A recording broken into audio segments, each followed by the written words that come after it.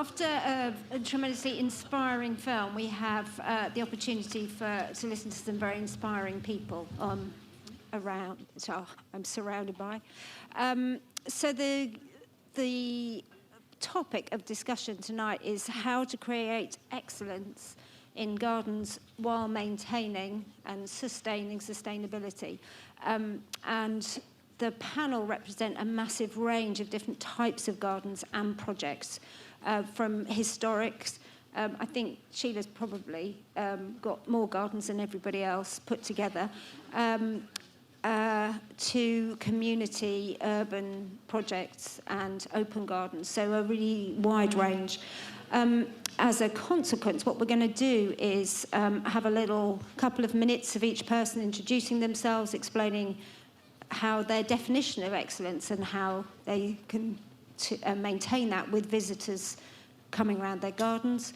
And then from a sustainability point of view. And then we will open the floor and have an opportunity for questions, aware that lots of people have got quite a long way to go or have come a long way or probably got up very early.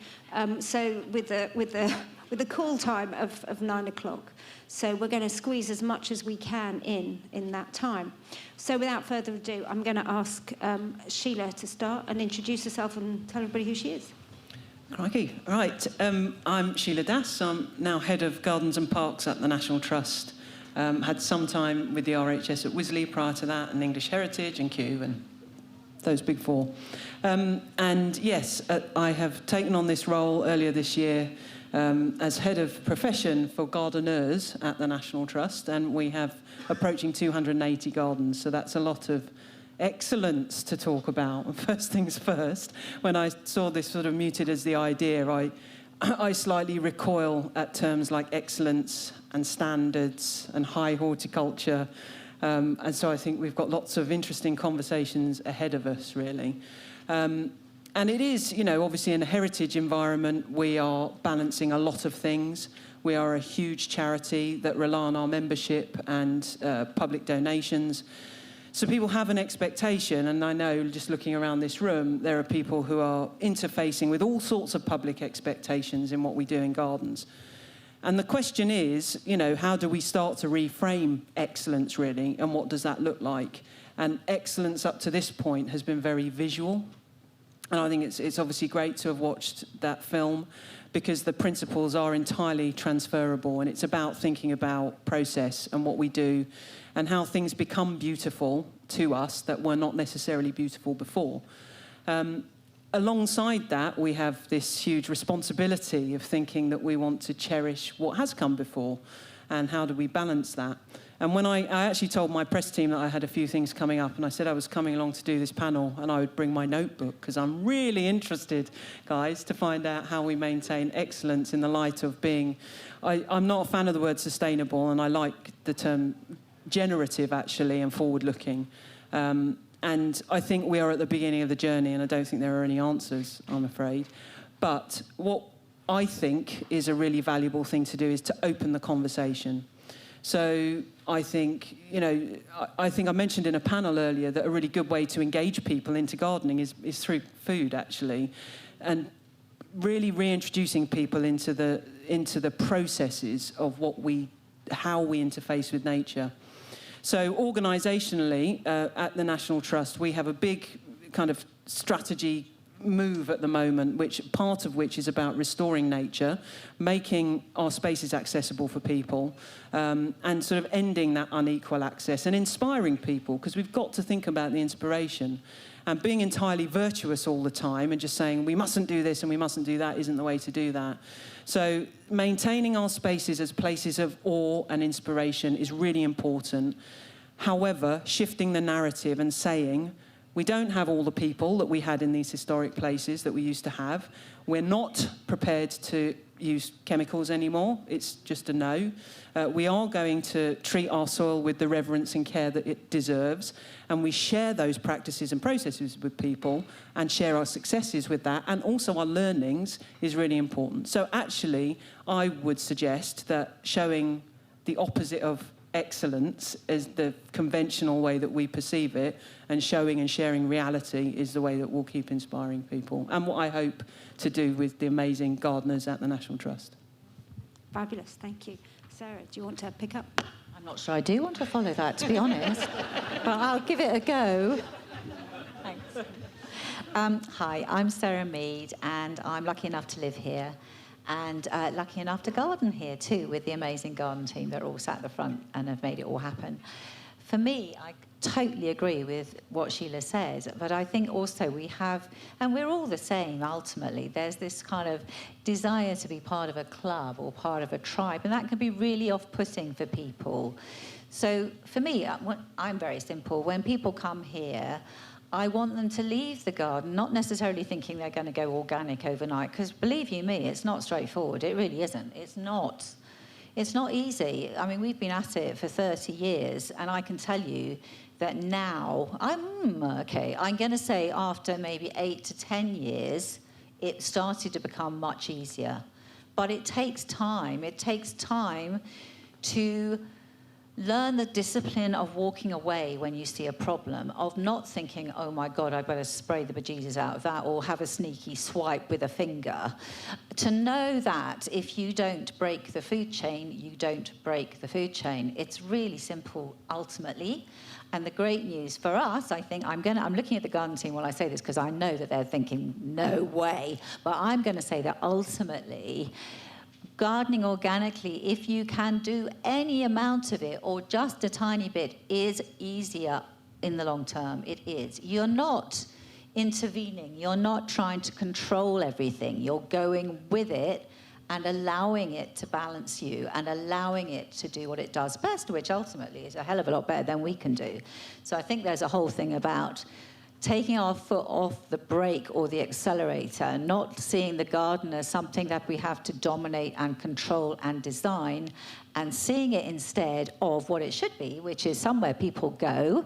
In the case of the Yeo Valley Organic Garden, I'm hoping somewhere people go to, number one, have a decent slice of cake. That's really important in gardening. And we always know our really serious, dedicated garden visitors because they double cake. So that entry coffee and cake, look round the garden, secondary tea and cake, we know that's proper job. But also, we're all the same. You know, things don't always go well. They really don't. And that's fine. So this whole, and I think in a lot of ways it's harder now than ever because we're all very vulnerable to images of absolute, perfection in gardens, as we are in fashion, as we are in beauty, as we are in health. And all those things have their place, but ultimately it's not real, and real's what counts for me. So here at Yeo Valley, we try and keep it real. We try and do our best. It doesn't always work. Sometimes we have a shit time with kale this year. Other times, things that we did and were hopeless last year are utterly brilliant this year. Who knew? But what I can tell you absolutely is that if you commit to it a little bit, you will, I promise, you will see the results, I promise. And it will be easier and, more importantly, a hell of a lot more satisfying. It really will.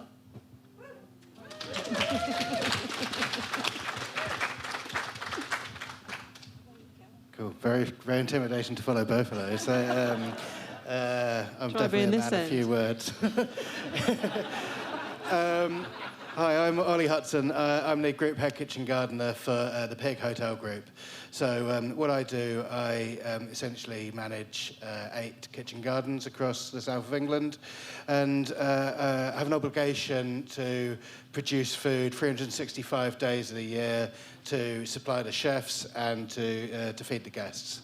So we're not self-sufficient, I should probably say that first of all. And we have, those 2 main stakeholders in our garden. So we have the chefs and we have the public. And we have to walk the kind of tightrope to constantly know that we're a show garden, but also, produce sort of commercial amounts on a daily basis. I think the excellence for me really is demonstrate, just telling the truth to people, demonstrating that we're not bullshitting. People can spot a bullshitter, a mile off. I was saying earlier about, when I harvest in a very sort of harsh cut and come again way. If a guest is staying in the hotel for 4 or 5 nights, and maybe they have an eggs Florentine for breakfast every day.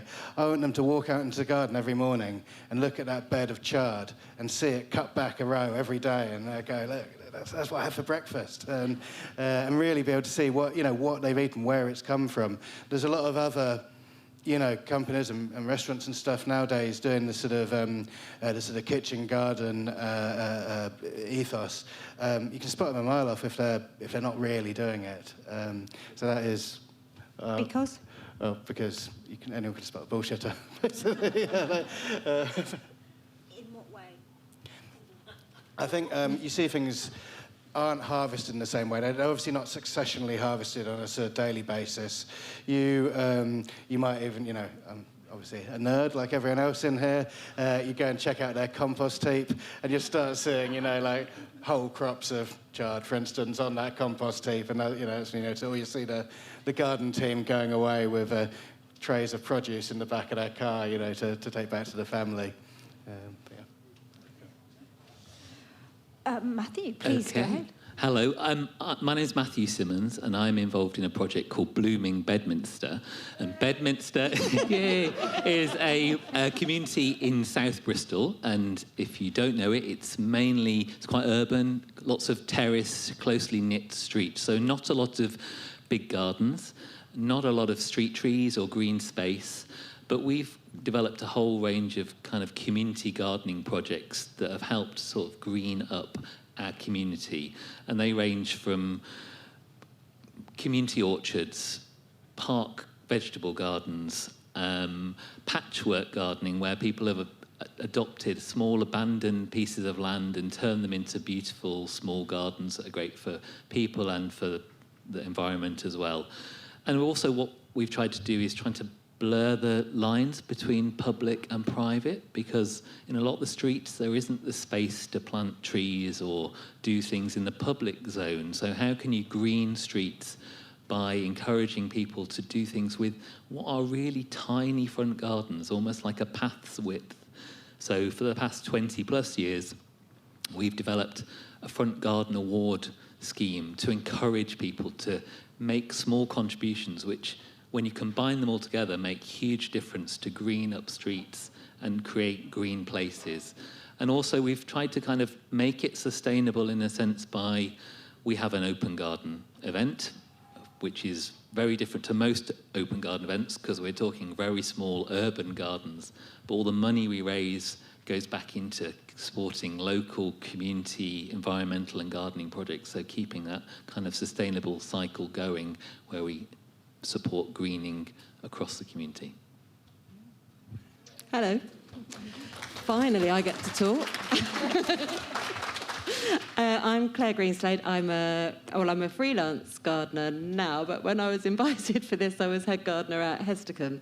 And so I suppose I definitely get where Sheila's coming from and where the National Trust's gardeners are coming from. I started with the National Trust on the career ship, so big up the trust. And I think to me, everything in my life is trying to create a balance between chaos and control, and that definitely affects gardening. And I think at Hestercombe, I've had several big learning curves. I won't tell you about the time I killed all 50 delphiniums, that's another story.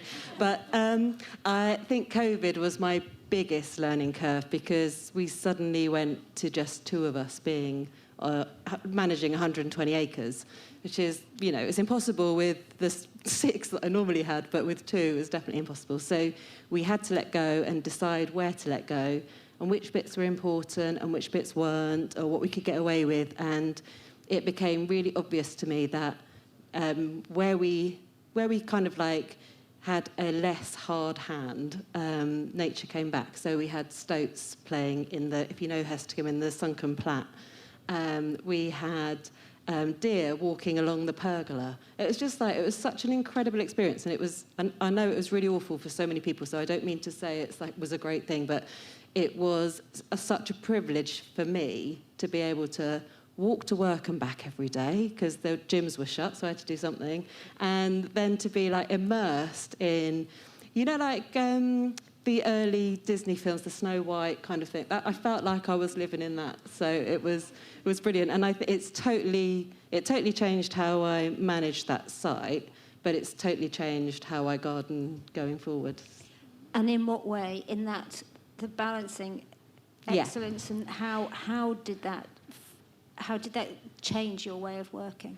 Well, I think we'd always tried to go for this excellence. When you look back at old photos of Hesticombe, the bit we just can't do and will never be able to do is there were 14 staff looking after that garden, and then there were 6 on 120 acres. So 14 staff looking after 12 acres, and then 6 looking after 120. You can't make it look like those old photos. You'll never get it that sharp. So you have to just sort of decide what are the vital bits to keep sharp, what is the control that you have to put in, and then where can you soften it, where can you take the hand off. So during COVID, obviously, we weren't doing half as much trimming as we would normally do. And it was brilliant. The goldfinches were happy, they were feeding on stuff, and you could just see it come to life. So actually, the hands-off then taught you, gave you a vision that you wouldn't have got otherwise? I don't think so. And I've always kind of thought that gardening is kind of 90% observation anyway, and learning by your mistakes. I learned a lot killing 50 delphiniums. But and those mistakes, like, we never talk about them. We're told not to because you've got to be a good gardener all the time. But actually, the mistakes you make are the real learning curves. They're the best bits. Mm-hmm. Thank you. I'm going to throw one more question past everyone, and then I think we'll open it out, because I would imagine there's going to be quite a lot of questions for such a range of gardening. So in terms of unexpected successes, so things that you thought might be a whopping challenge, a head-scratching challenge, which then came out, I suppose, a bit like your COVID, and came out on the right end, that I wouldn't have found that otherwise. Do you have an example? Yeah, I think it happens. It happens all the time, really. If you just step back a little bit, and it's amazing what you discover. I think probably the most prominent example of big change, actually, that comes to mind for me from my career was what we started doing, and the guys at Wisley are continuing to do with the orchard there. It's 12-acre orchard, monocultured, 2,000 trees on life support. Not anymore exactly. This is what it was when I got there, and and it's basically dying in front of you. So you've got, and it's a shocking place for an orchard, really, on the top of a dodgy sandy hill in Surrey. You wouldn't choose to put one there. But when we come back to that idea of excellence for visitors, it was not an inviting space for visitors either. And ultimately, it was just going to die. If we weren't going to spray it and irrigate it, it was just going to decline anyway. So you might as well just crack on. But bearing in mind that the logo of the RHS is an apple tree, and prior to Brogdale, this was touted as being the national fruit collection. It was like, oh, right, OK. Should we do this then? Should we just knock this about a bit? But the other choice is that you stand there and you just watch it senesce. And then how's that helping anyone? So there was quite a bold approach of starting to edit it. And I'm always really keen to say, out of those 2,000 trees, we just reformatted them. We didn't remove them. So log stacks, wood chip, everything stays there. And you start to think about that circular system. And I thought, well, I do still think, I look round corners for members of the RHS Fruit Committee who I know were not best pleased. There was a lot of intense talk from some of those expert people. Interestingly, from the people visiting the garden, they were like, wow, what's going on here? What crazy thing are we going to see next when we turn up at Wisley and go into the orchard? So, and gentle kind of interpreting of that, not too in your face, but just gentle signage around the place about we are revitalising, we are starting to breathe life into this space. And we've talked a lot today in the sessions that anyone's been to in the sessions in the day about the importance of gardeners. And there's been, as many of you will know if you know Wisley, millions of pounds worth of investment in that garden over the last 10 years. This project, the orchard project and the wider edibles landscape, has not had hundreds of thousands of pounds of investment. It's just had brilliant gardeners. Gardening. And over 3 years now, the transformation is phenomenal. With a plan in mind, you just start nibbling away and you take people with you and they watch it and then they can really be inspired to do that. So it wasn't the learning is, it wasn't the scary, like, oh my God, this is going to cause a huge problem for visitors. It was a real learning of, actually, let's give people more credit for being able to extend their imaginations and come on the journey with us. And that, for me, is what excellence in the garden looks like, definitely. Nice, thank you.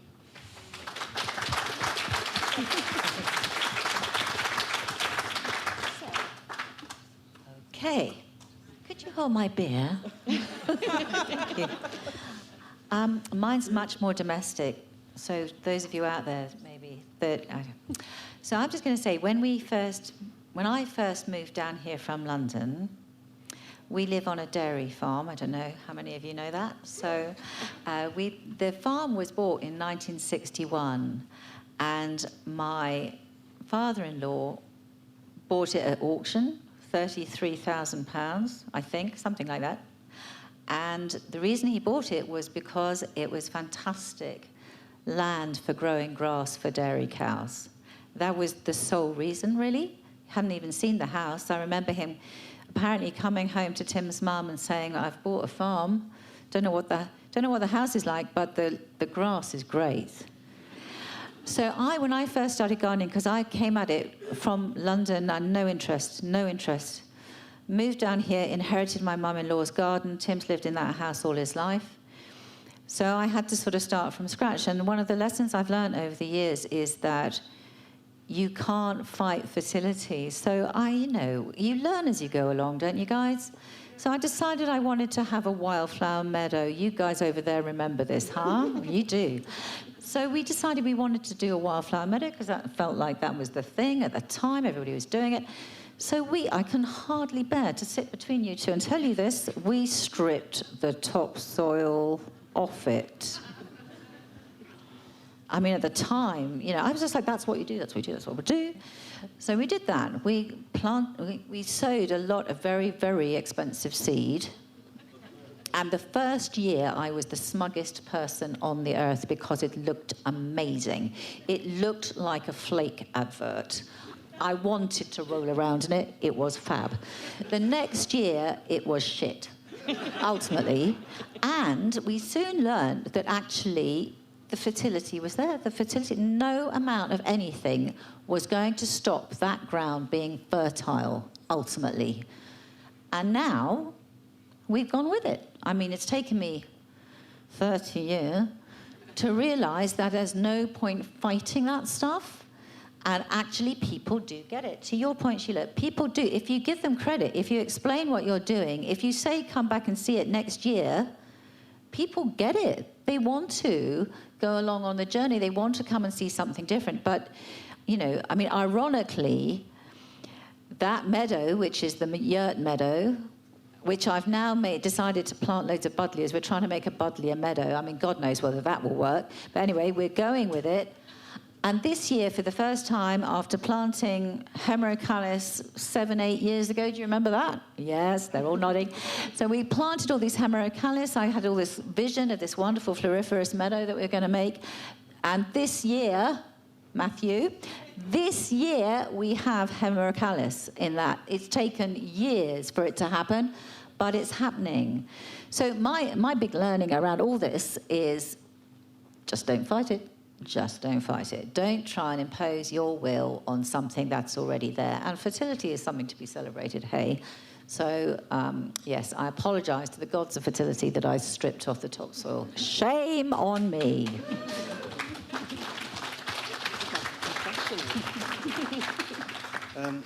In terms of kind of success stories, I mean, in terms of germination, it just happens. But the small boy in me still goes and sort of, I sow my seeds and I'll go back like half an hour later to see if they've germinated. Like, after all these years in the industry, and germination is just magic. And, every time a seed germinates is a success story for me. really to go into a much more specific success story, and it's actually another COVID story. During lockdown, I was actually furloughed because I don't work on site anymore, and so I spent a lot of time in my own garden and my allotment at home. And one of the things I invested in was a Passiflora edulis, a true passion fruit, like you'd see in a supermarket.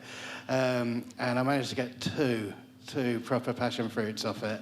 And, eating those passion fruits that I'd grown, I've been professionally kitchen gardening for, 15 years or so at that point, but just the whole situation around the isolation and having created that, it was a really sort of magical success moment for me, and that sort of it meant a lot to me.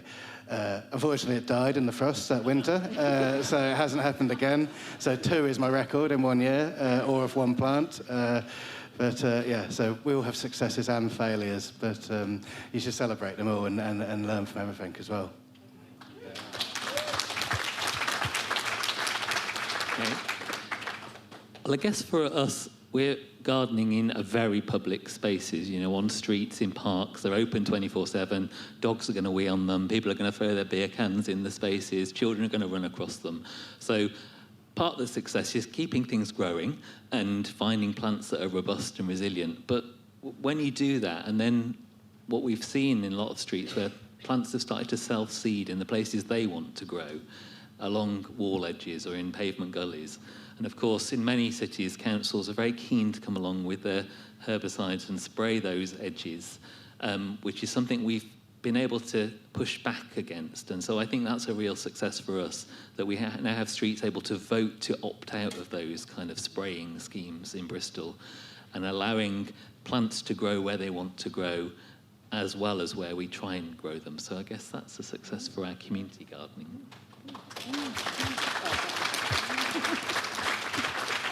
God, I'm so designed to just tell you about everything I've cocked up. But I'll try and think of... So I think a lot of the success has been working with people. It's not underestimating people. I had a lot of volunteers at Hesticombe that were retired and of an older age.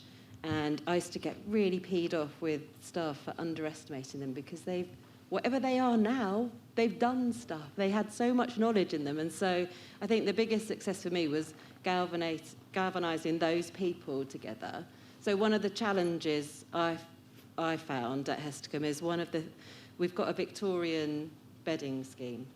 And it's just not a sustainable thing to have, but you're showing that era. That's the whole point of Hesticombe. It's got these 3 eras of garden design, so it's got to be there.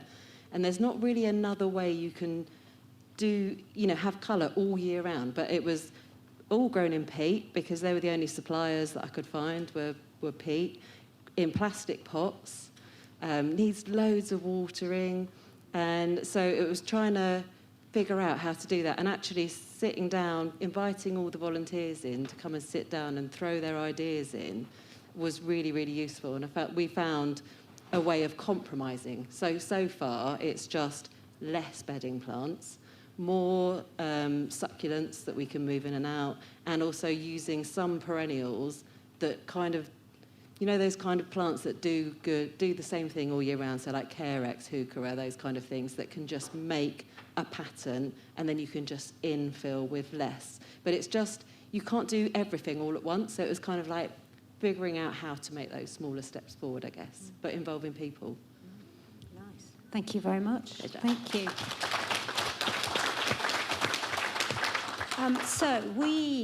Sheila and Claire, if you can hand your microphones over to lovely people who will... And then do we have questions from the floor? Yes, lovely. Thank you. Hello, thank you. That was amazing. My question is specifically for Ollie. So I am a chef.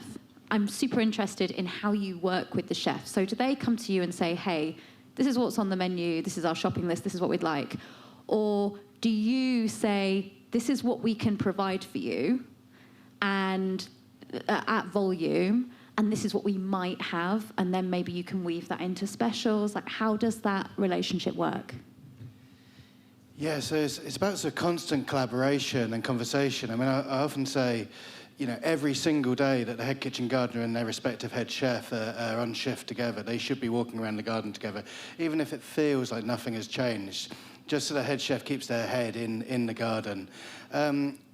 What we discovered really early on at the Pig was it was easy for the chefs to take us for granted if we just kind of brought up what was ready.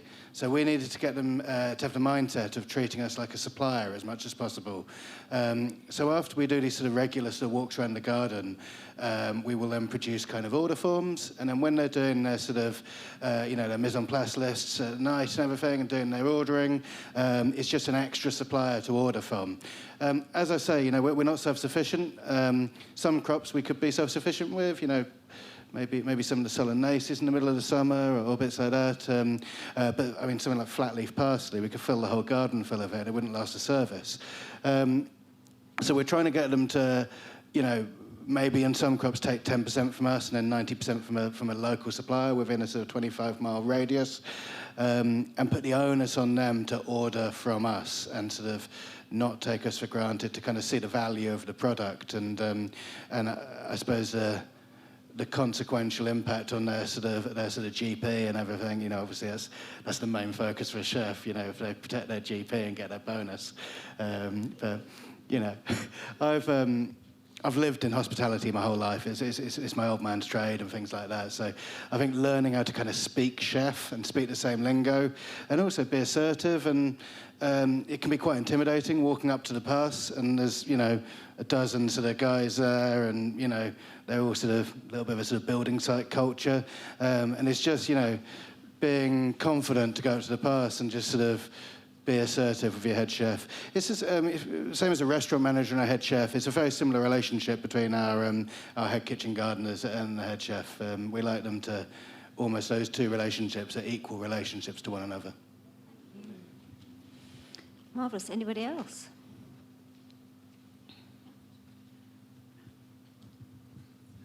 Hi there. I'm interested, it's quite trendy now to put sand gardens in and industrial waste ground up on top of the soil. We've just watched the video about soil and not messing around.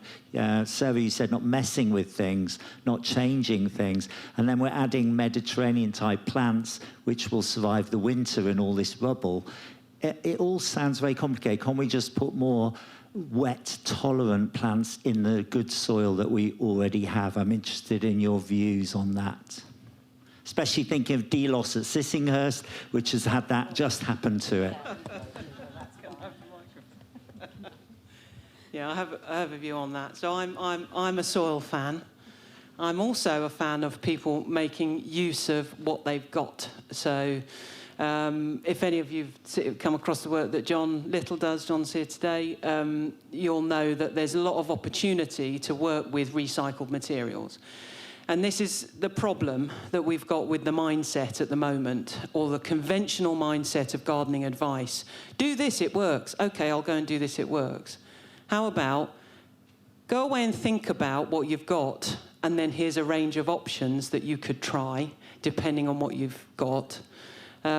So there has been a surge towards these massive generalisations about climate change for a start. We will have the climate of Barcelona or whatever it is by this year. It's just not factually correct, and we don't know what we're going to have, and it's all about variability. So I would be really keen, and I know that John says this as well, you work with the situation that you've got, but there are some great examples where we can find that plants can be resilient, grown in different substrates. Let's explore that and make use of it. If you've got topsoil, use it. If you know, I absolutely, one of those things that we did in all the projects at Wisley was we saved all the topsoil from the building project, stacked it all up and used it. We didn't muck away this horrible term that builders have. So I absolutely think that, you know, and there are projects that have gone on in some of the National Trust gardens and other gardens where people are experimenting with things. But the more we lean into that now, we're looking at what are the materials that we use. And let's only do that going forward if we've got materials to do it with. And I attended a talk recently by Charlotte Harris of the Harris Bug Studio, and she described a project they've been doing in Germany. And they started from that point to do the design. Here's a load of stuff that's there. Let's work backwards from that and work out our design from that process. So if we can start thinking like that, that's really what I would encourage everyone to do, is work with what you've got. And no, don't just chuck a load of sand over topsoil. I think soil could do with a major marketing campaign. I think there are lots of words we use about soil, like dirt and muck, that make soil out to be... I mean, I am a mega soil fan. And I completely agree with everything Sheila said. I think if we were in a situation where we had rubble or sand, then I'm absolutely up for that. But we happen to be in a valley with fantastic fertile soil, and for me, the soil is the key. If your soil, especially as an organic gardener, it's all about the soil. It's all about the soil for us. If your soil is in good heart, and we go to quite lengths to try and improve it, if that's the case, then it makes life so much easier, because the soil's doing the work for you for the most part. So I'm always going to say soil first, and I'm always going to campaign for soil ultimately. I'm married to a farmer, for Christ's sake.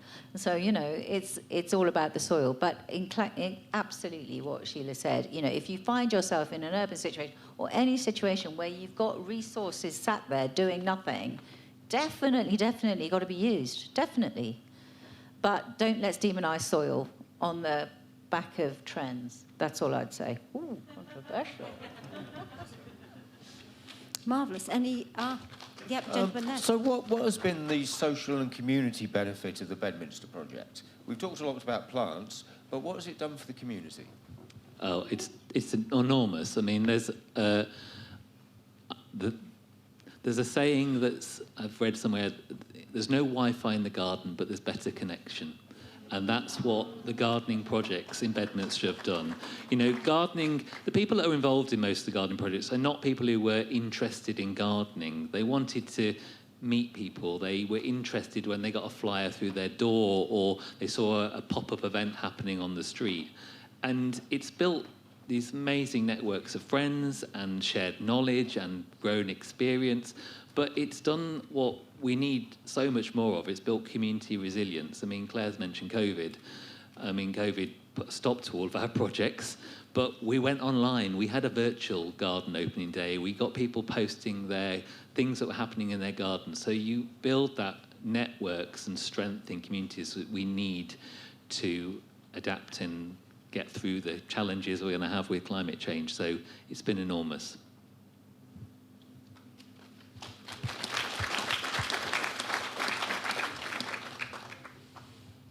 Lady over here. Thank you. Hi. So I work for quite a high-profile family in a large estate. There's 5 of us all together that look after the gardens.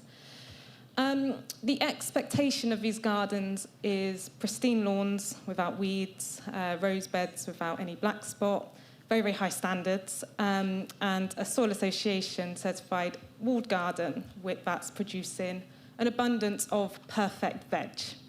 That is the expectation, and I want to move away from using chemicals, using synthetics and things like that, which is what seems to be the only way of managing this estate at the moment with our small team. But my main problem is I have very, very little communication with the family. How can we change their views on how their garden should be looking?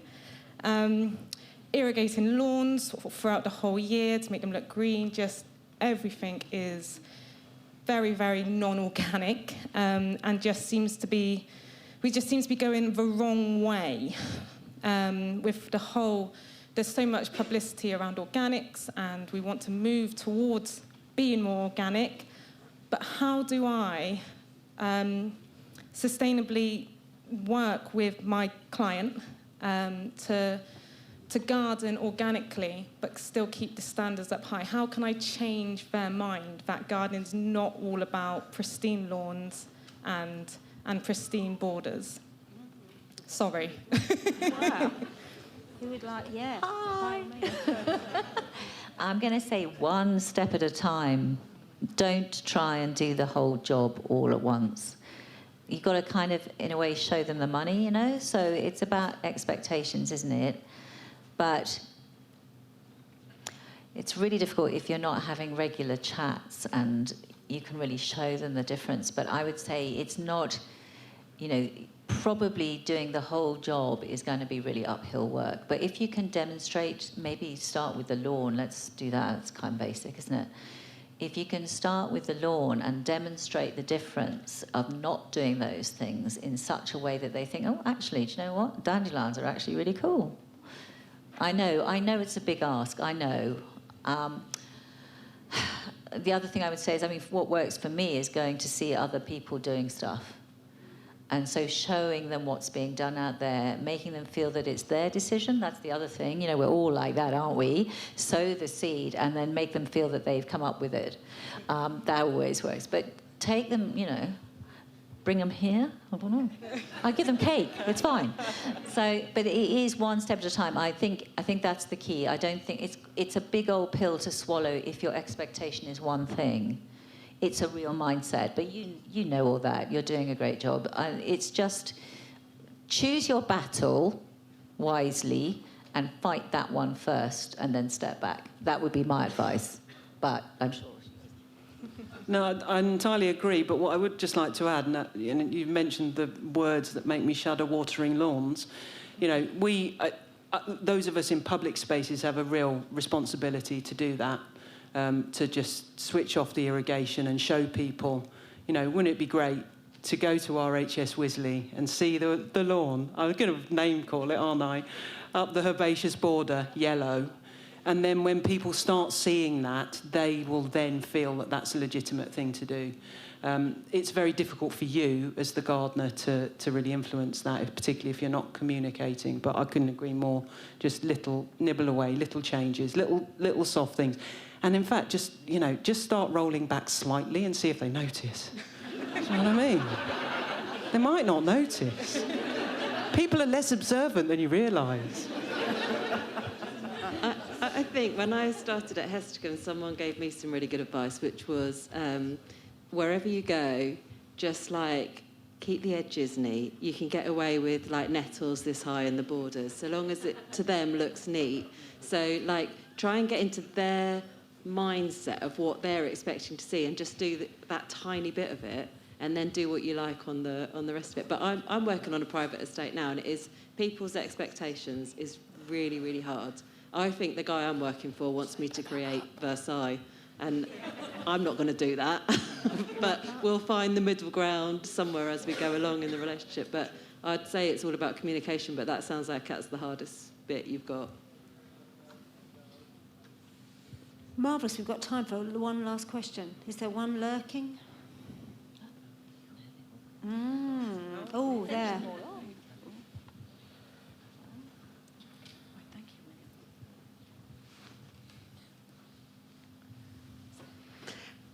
Hi, hello. So you were talking about that a gardener is 90% observation, and also you were talking about that everything is in between control and not having control. And do you have any mantra that you say to yourself before actioning something? Like you see a pest coming and you just want to flick something or just do, and how do you restrain yourself? I got taught by a National Trust gardener at Barrington Court when I first trained, and he said two really vital things to me. The first one was, I've got a Somerset accent, don't think I'm thick. That was really good for me to learn. And the second one was, you can't fight nature, and that's the simplest thing. Why would you? Why bother? You know, it's always going to win. We're going to make ourselves extinct, but the plants will carry on growing. So yeah, just work with them, I guess.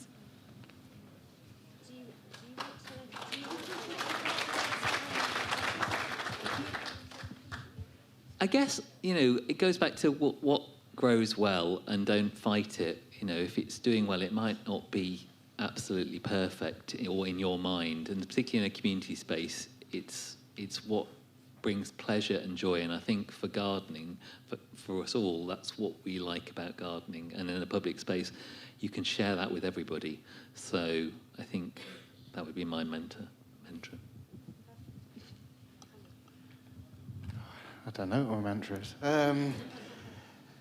Really, I mean, it's just to be as productive as possible the whole time, really. I mean, I had a sort of mindset shift probably about 15 years or so ago, where I moved away from the more traditional sort of Victorian kitchen garden style of sort of single rows of things to much more sort of traditional continental kitchen gardening style of sort of big sort of block planting. I almost think of my gardens now like miniature field systems as opposed to sort of formal kitchen gardens, and yeah, really it's sort of changed my outlook of things, and I think it's increased my production, and as I mentioned at the beginning, it's kept my stakeholders happy, so I've been happy. It's kept me in a job. I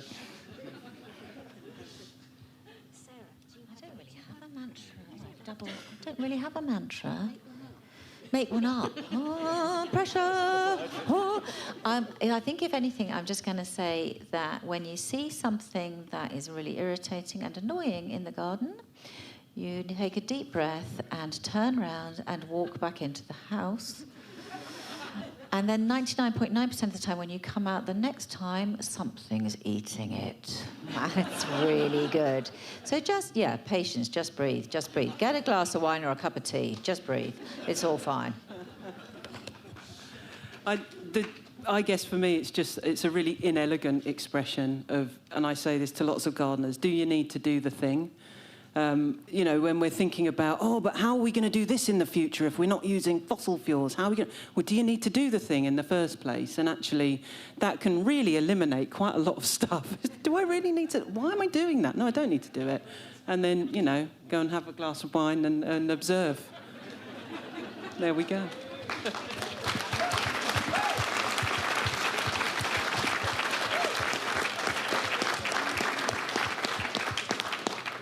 Marvellous. Well, we're a whole 3 minutes over, but I think we've packed in a lot. Thank you very, very much indeed. And maybe a little round of applause for these clever people up this end.